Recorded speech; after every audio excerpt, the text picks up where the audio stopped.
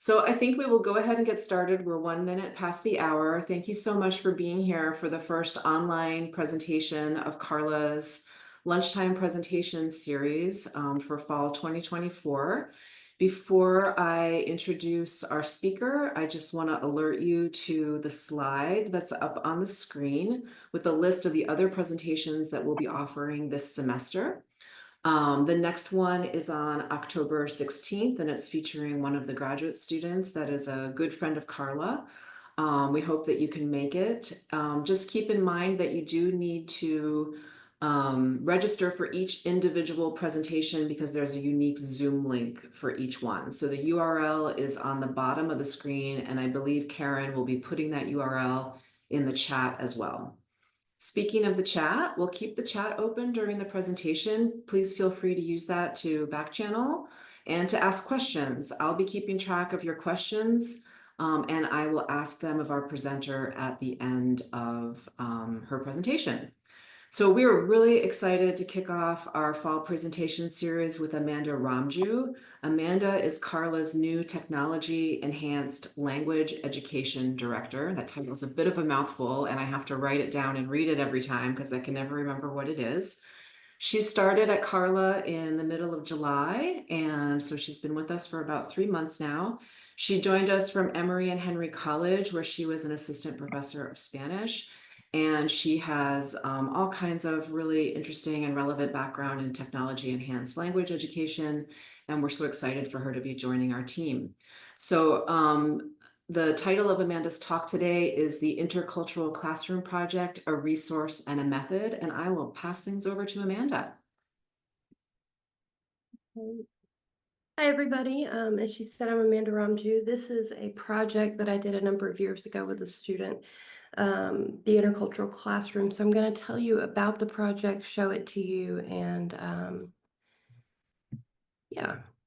So just briefly, the goals of the project were to create an open source resource for teachers in the U.S.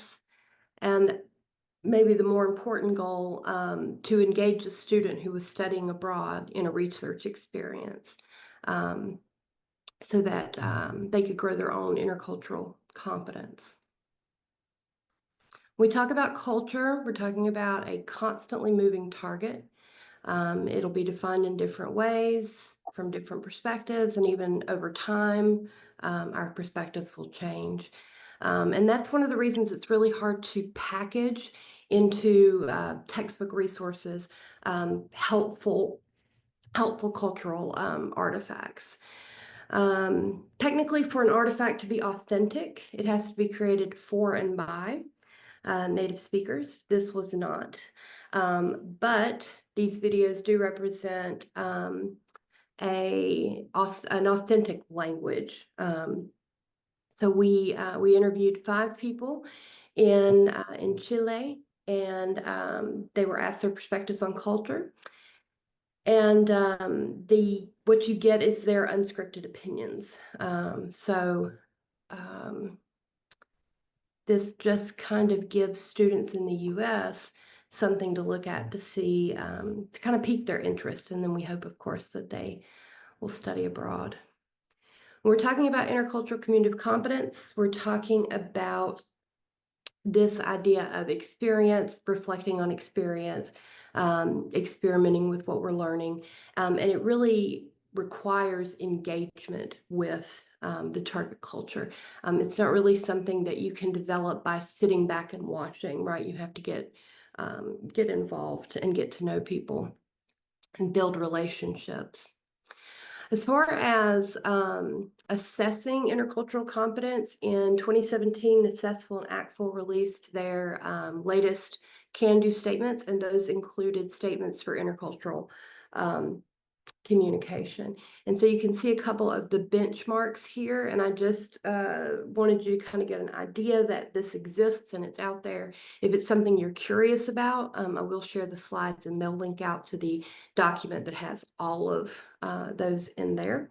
But you can kind of see that we're investigating something, we're interacting with the culture at some level.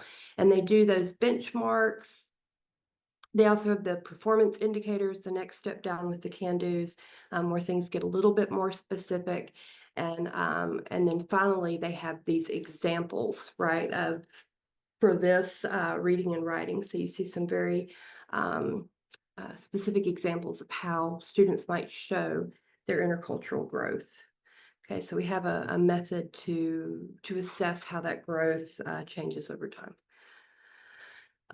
So study abroad research tells us that a lot of times, unfortunately, that when we send students abroad, they might not necessarily connect with the target culture and the target language speakers, but instead maybe have a tendency to sort of stick close to people who speak the same language they do or from the same place that they are. And so one of the ways to get past that is to have intercultural mentoring, to have opportunities for reflection, meaning making, and to really get students involved in some way with the people that they are learning about and meeting. So for this project, the Intercultural Classroom, you are welcome to follow along if you'd like to, but you can access this at any time. I'm going to kind of walk you through a few pieces of the website, show you a little bit of the videos that we collected. So there, when you first get to the Intercultural Classroom, you have research, which is just where we've talked about this project and presented and published on it. We have Los Ojos, which is a different project that I'm going to talk about briefly at the end. But the biggest part of the project was the part that's labeled Las Perspectivas, or the perspectives. And so this section will show you about the participants. So student researcher recruited 5 participants to be interviewed for this project, with the intention of trying to talk to people who are different from each other, just so that we kind of had as wide of a sampling as possible. So we have a Spanish professor, Cecilia, who's taught in New York and in Mexico and Puerto Rico. She's living in some different places and had a lot of experience teaching Spanish. Felipe, who at the time was a student. He's since graduated and moved on, of course. This project is a couple of years old now. Juan Sebastian, also a teacher, retired. He speaks Spanish and English very well, and I think probably one of the most understandable of the participants as far as accent goes. Brenda is I want to say tour guide, and that's not the right word. She books vacations, right? And so she kind of has a different perspective than the people who are very involved in school. And Eddie is in the Navy. So again, kind of coming from a different place. So we asked them 8 questions, and then those questions are what each of these 8 modules are based on. So for example, if we take a look at module 3, you see the question, can you describe some experiences or some favorite memories that you've shared with your loved ones? And so each participant answers that question in a different way, and I'm going to show you a little bit of that video. And then the other thing you see on each page is some sort of resources, things to kind of take the video a little bit further. So for example, with this module, we have some flashcards embedded. We've got some links to some videos and information about some games that are mentioned. But let me go ahead and put this up. So we're starting out with Cecilia, and I'm going to try jump around a little bit. So she's going to start out by talking about mate. Una tradición que es muy común en el campo, que es tomar mate. Sabes el mate, ¿no? Sí, que es hierba y esto. Ya, con el vaso. Entonces, por ejemplo, nosotros teníamos y seguimos teniendo una tradición de mujeres y era que en la cocina mi abuela tenía un brasero. ¿Sabes lo que es un brasero? No, ¿qué es? Es un receptáculo de metal que tiene brasas, ¿Como una olla? pero que Oh. se pone en el suelo, algo así con patitas que va al suelo y tiene fuego adentro. Te entiendo, sí. Y encima ponía la tetera y entonces ponía queso usualmente a derretir y todas las mujeres de la familia nos sentamos alrededor de mi abuela y ella preparaba el mate y conversábamos de historias, de aventuras, de la familia, y ella hace un mate y te lo pasa, tú tomas mate, se lo devuelves a ella, ella hace otro y le pasa el mate a la otra, entonces todas compartimos el mismo mate. Yo sé que en otras culturas eso es como, pero para nosotros era súper normal. So she's talking about the sharing of the mate, of the tea, with her grandma and her relatives, and sitting around and sharing these memories, and touches even on this thing that might be kind of a culture shock moment if you're not used to it. That they're literally drinking from the same straw, right? As that's getting passed around, and so that might be something that's not really common in our culture, but very normal for them. I'm going to skip ahead a little bit to when Felipe's talking. One of the things I think is interesting is he No sé si después puede googlear y... starts out talking about how his family is Catholic. It's one of the first things he says, my family is Catholic. But then if you don't know what that means, you can Google that, right? You can Google that. You can Google that. But later on, he starts talking about some of their traditions, and he uses the word sacred. They talk about how these are, it's very sacred, but it's not related to the religion. So he kind of... darte más información sobre el asunto, sí. focuses Muy on importante, what's eso no hay que important. tocarlo. Pero uno de los valores más importantes que se trabaja ahí es la unidad de la familia y el respeto por el otro. Entonces, nosotros, bajo la situación económica que tuvimos durante toda nuestra infancia con mis hermanos, mi papá y mi mamá, no tuvimos la posibilidad de salir de vacaciones, por ejemplo, que es algo que se está haciendo muy común hoy en día en la cultura chilena, que es salir de vacaciones, conocer. De hecho, te va a quedar claro con la entrevista de Alondra, vamos, claro. Entonces, yo recuerdo, eso sí, que siempre, todos los días, almorzábamos juntos. Si es que se podía almorzar, por ejemplo, el día, si estábamos todos los lunes juntos, ese día era sagrado y todos almorzábamos juntos. O si es que... And so again, there's that kind of piece of talking about something that's different than maybe what the students who are watching the video are used to, and also different than other people in his own country. The accents you're going to find are very different, and students have a tendency, especially feedback I've gotten from other professors who've used it, they'll tend to have a favorite that they like, and then another that maybe they have a harder time understanding. I have a really easy time with Felipe, but Eduardo, Eddie at the end, I struggle with him a little bit. Jumping down to Juan Sebastian, I use this a ton when I'm teaching and reinforcing family and or numbers because Juan Sebastian speaks very clearly. So just to be clear, I don't think I said this before, I use this with 101 and 102 students. So this is, it has English subtitles on it and things because we're working with that very basic entry-level student, but it could definitely be used at different levels, right? You can take those English subtitles down. Hermanos. 13 hermanos. 3 hermanos. Hoy día somos 11.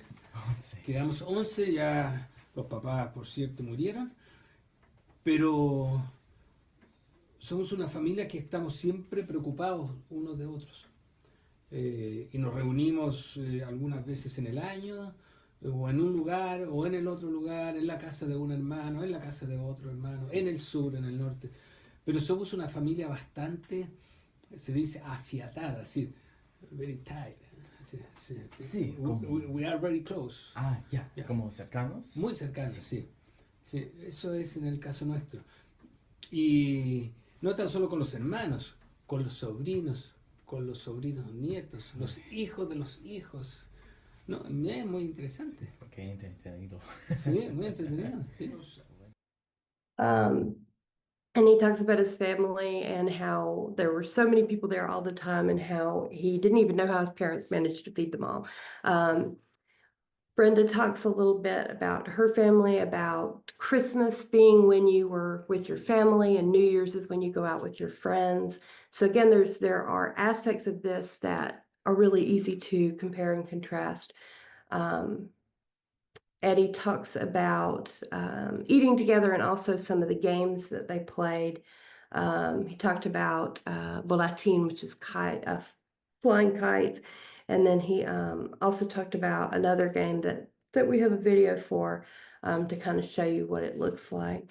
So you kind of get this piece of hearing these different accents, hearing these different reflections, and then every module has a different question and different resources that are built on it.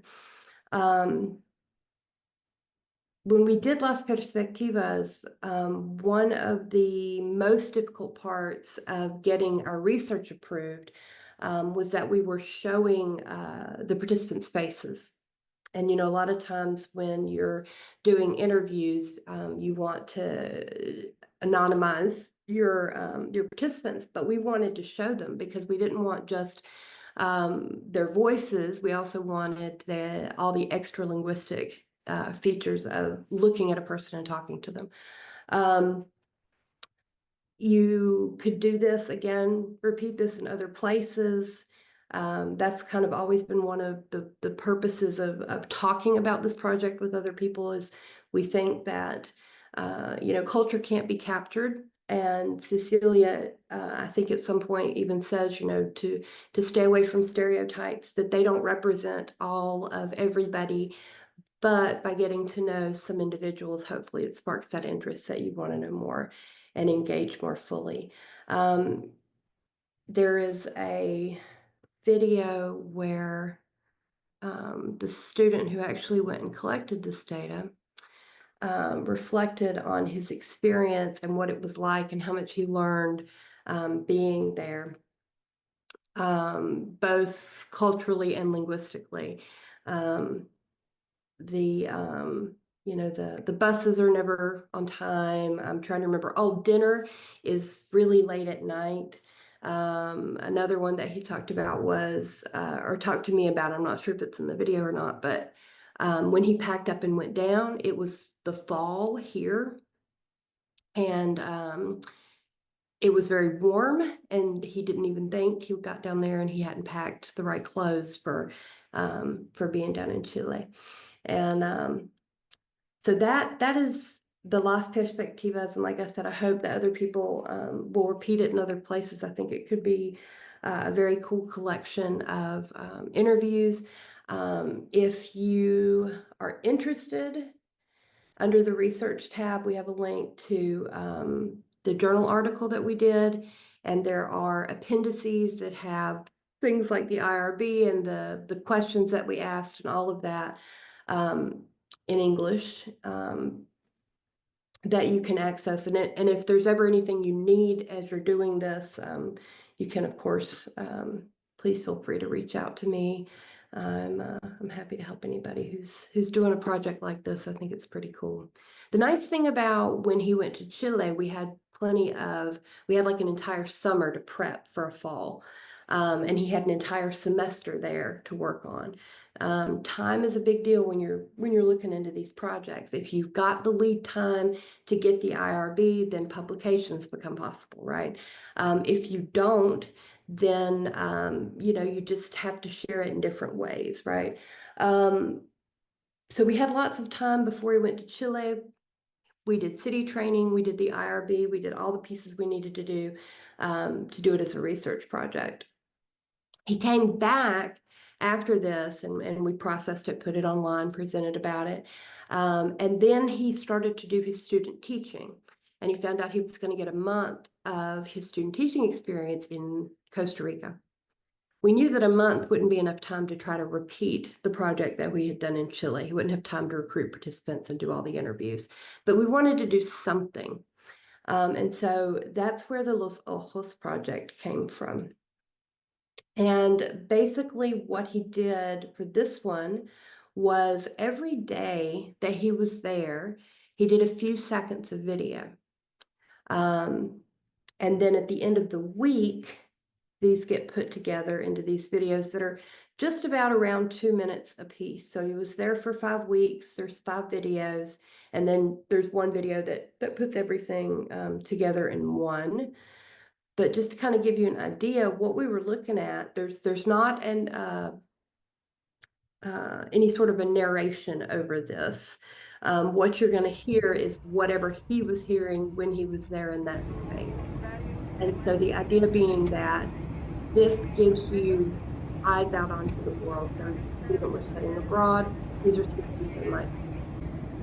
I did cue him to some things, and then I had some strategies. One of the things, this is his house that he stayed in while he was down there. And one of the things that I told him to make sure he got, because he's in Costa Rica, I think it's in this video. Does he do the shower? Later in the video. So this is very different than what we're used to seeing in the US, where we have water heater tanks, right? And so a lot of students will go abroad and they'll see this and it'll kind of freak them out because electricity and water, right? But it's super normal, super common. And so this kind of gives you that look. The other thing that he did a lot of was, this is the school that he was student teaching at. But he looked a lot at advertisements, what we call linguistic landscape, wherever you can see the language. And then also things that the students could relate to. So I really liked we've got KFC and Taco Bell, which are things that our students are going to be super familiar with. But what is this hot dog bun looking thing over here from KFC, right? That's going to be something very different than what you could get at one here. On the bus rides, sometimes you get a little background noise, you get a little people talking, but for the most part. And then that first week they went zip lining. That was kind of fun. There's sections where they go to restaurants and you get to see some of what that's like. There we go, now he's on the bus.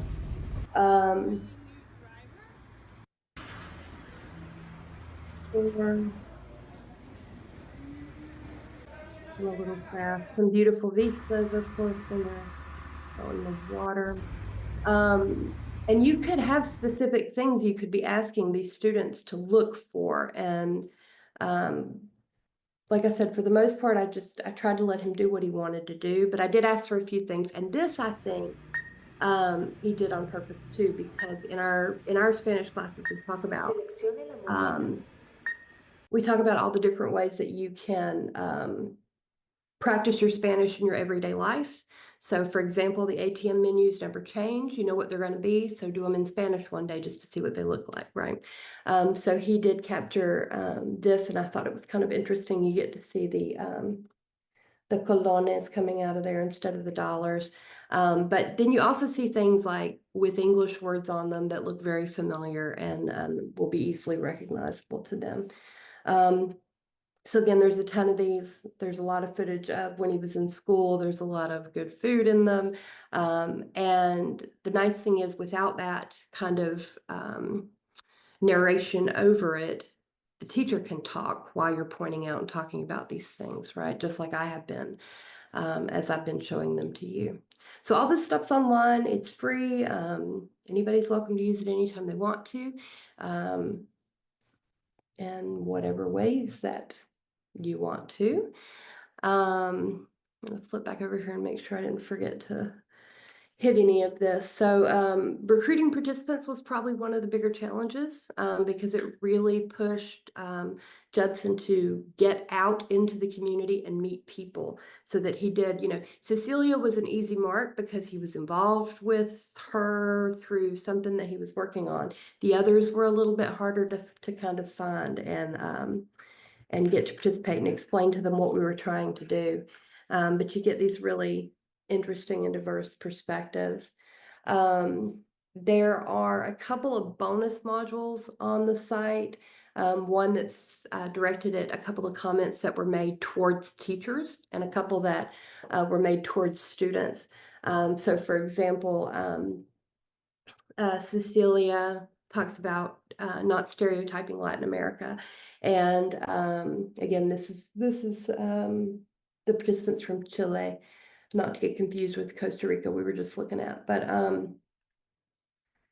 Felipe talks about treating people, you know, making them comfortable where they can learn the language. And then Brenda also talked about when students come, that one of the culture shock pieces, right, is the giving a kiss and a hug when you meet somebody. Okay, so you have those other resources that I kind of talked about, and they're different. And I do my best to keep a check on this website very regularly and update things when they break. But, you know, every once in a while it does happen that we have to come in and find something else.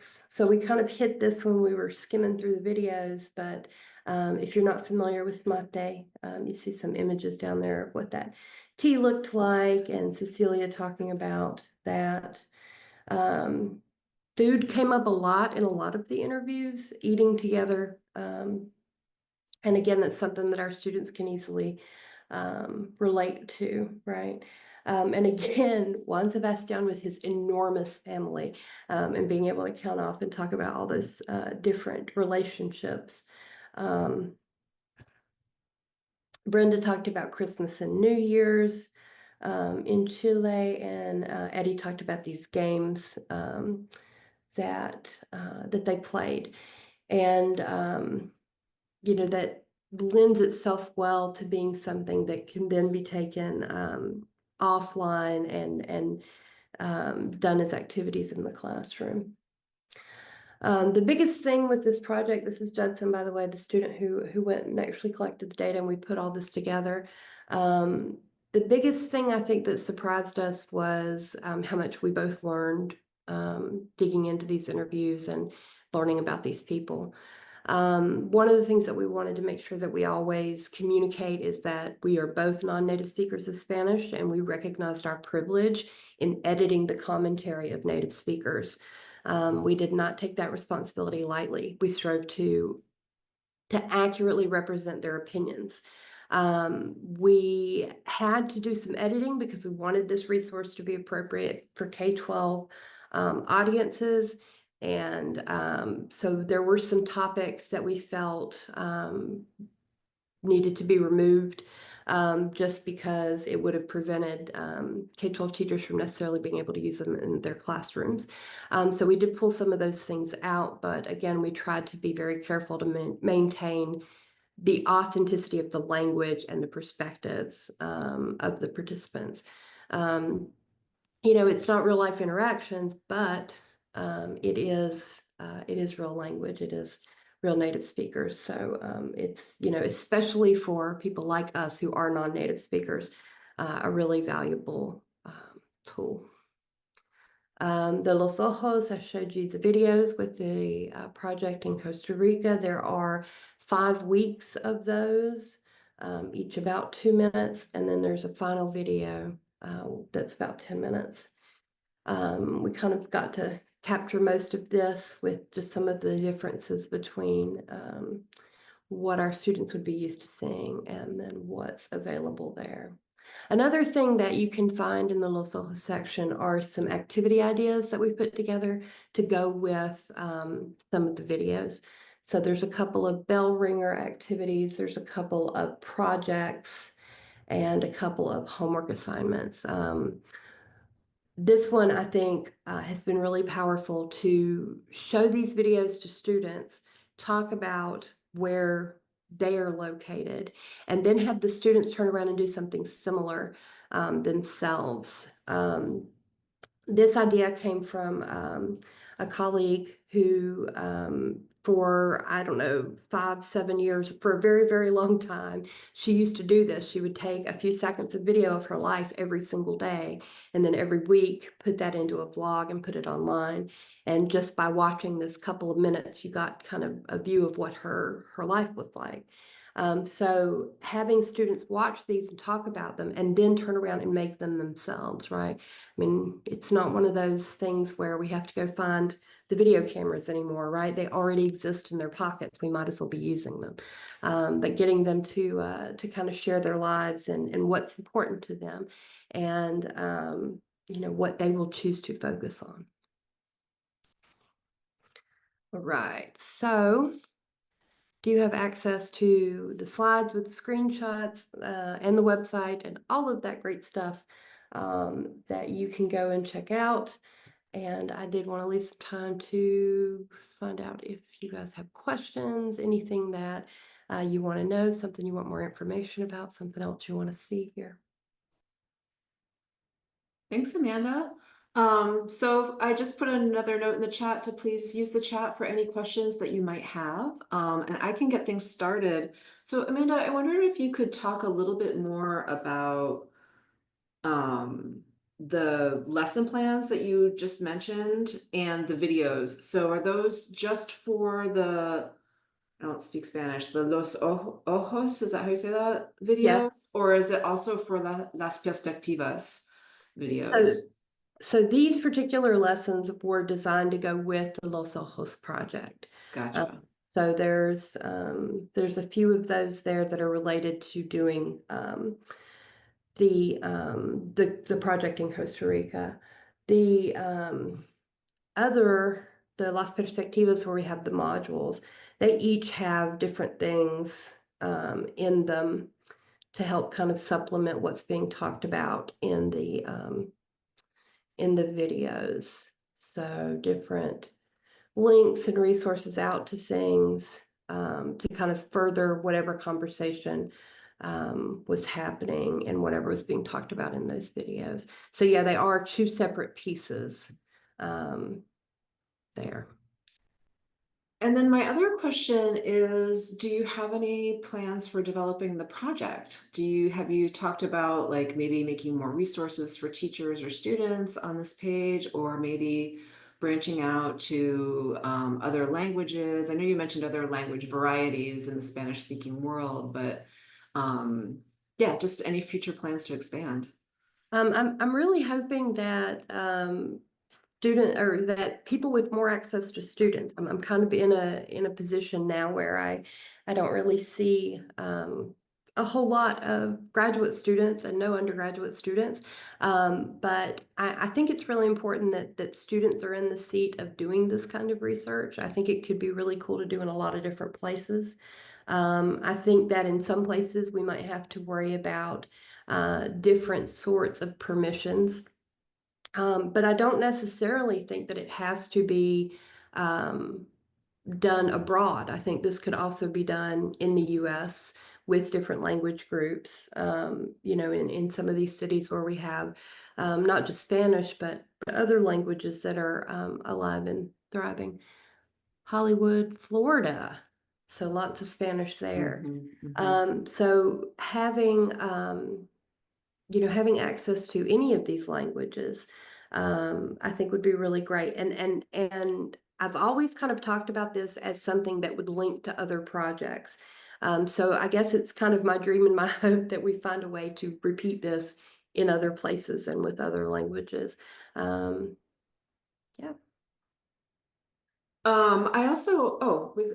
Okay. So we do have a question in the chat now from Amanda. And she asks, if you were going to expand this resource, what cultural aspects or approaches would you add to complement Los Ojos and Las Perspectivas? I think she asked that just to make me pronounce Spanish words again in front of a national audience. But anyway, you can see the question in the chat too. So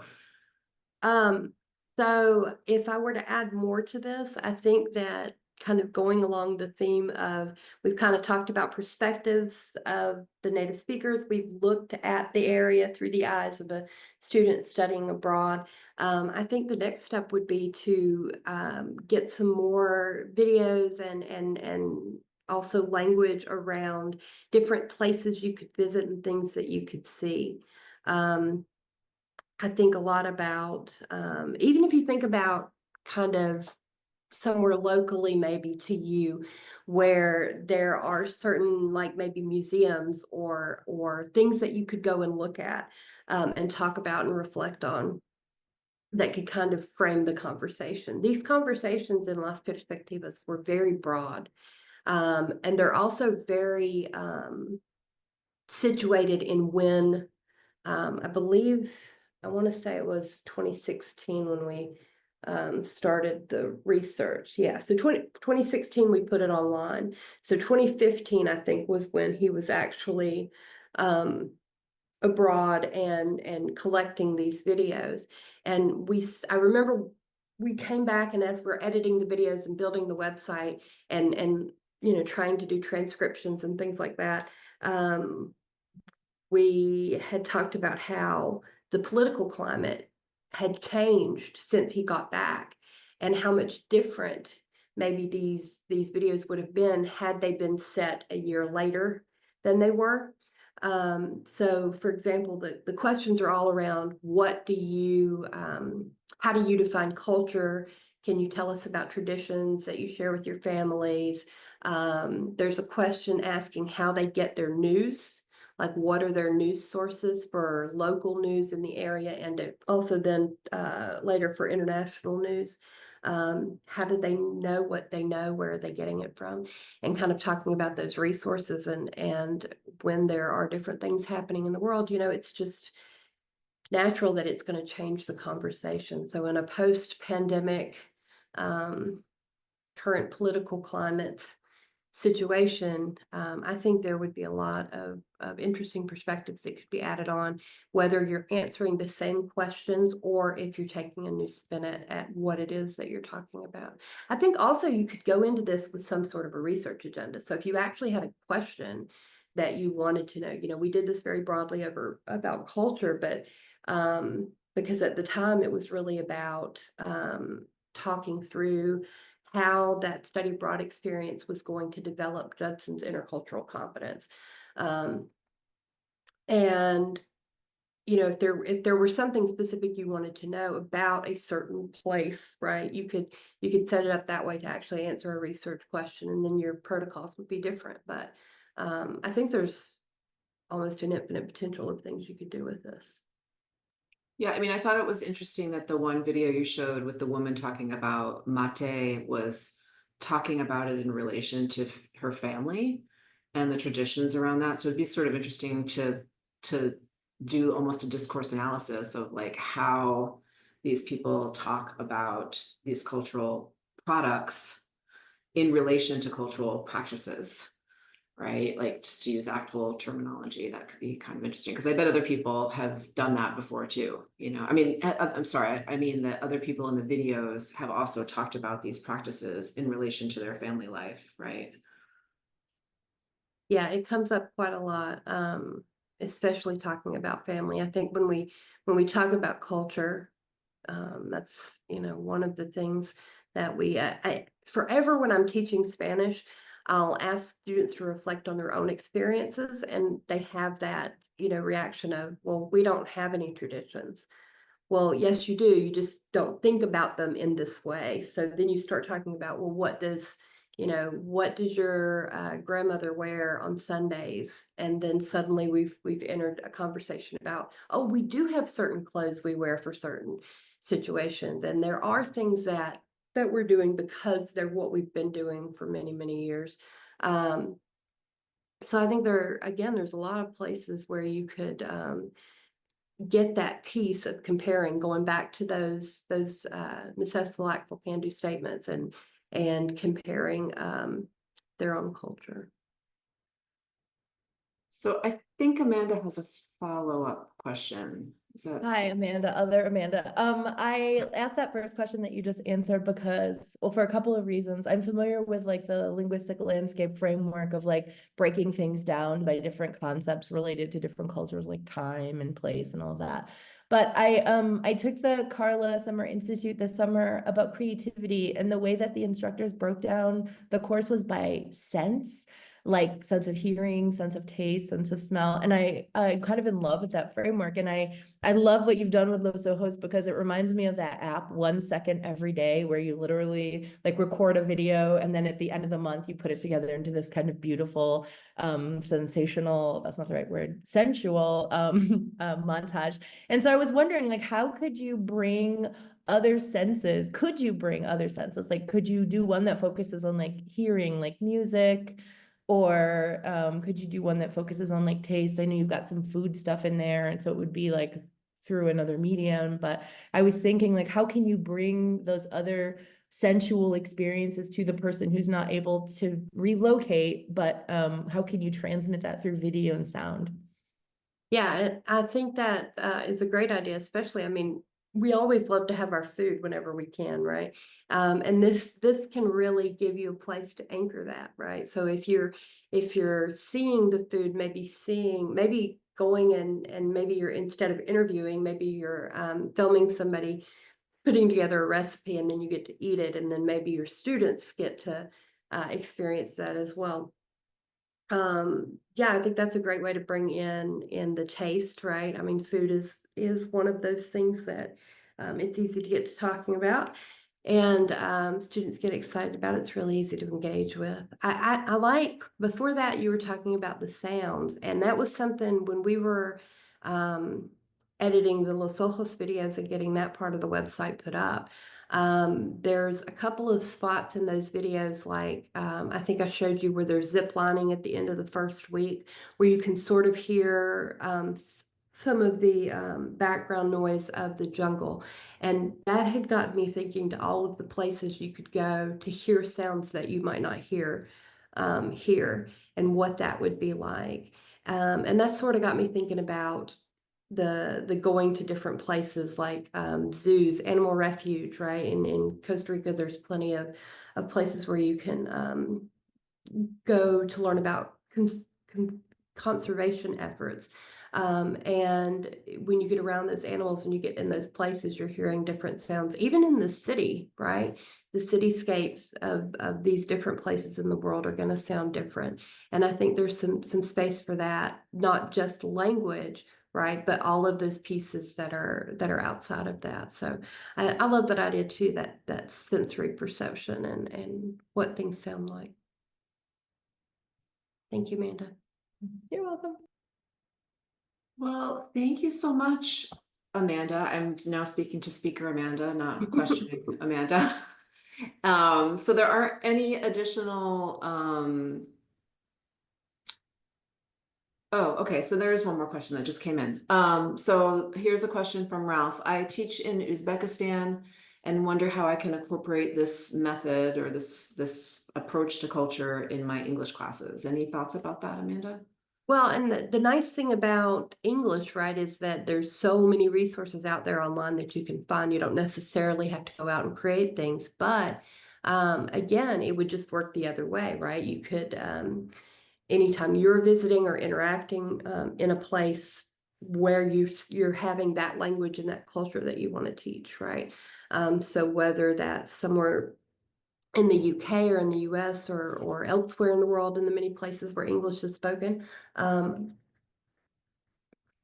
you can capture kind of those pieces and think about, how do you want to frame it? Do you want to frame it broadly around culture the way we did with Las Perspectivas? Do you want students to be able to see, like, you're planning a study abroad trip somewhere else?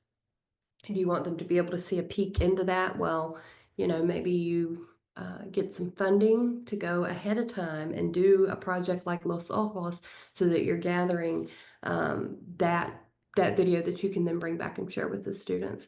But I do think there's a tons of stuff online nowadays with English, that you can go out and find a lot of these things. But it's always that piece of like how scripted things are, right? Because we don't want our students memorizing a script that nobody has the other side of, but being able to kind of show what's naturally occurring and happening as people are living their lives. I think that's really important. There's always have an international colleague that you can work with, right? There could even be a system where the students in one country, the students in each country film their own experiences and the things they want to show, and then exchange those with a classroom elsewhere. So I think there's a lot of potential there. And then getting students making videos, I think, is a really great way to get them to engage authentically with the language and the culture too. They get excited. All right. Well, thank you so much, Amanda. We really appreciate you sharing this resource. It's just such a rich treasure trove of materials that can be used for teaching Spanish culture. And we want to thank all of you here for attending. We hope that you will see you at a CARLA presentation later on this semester.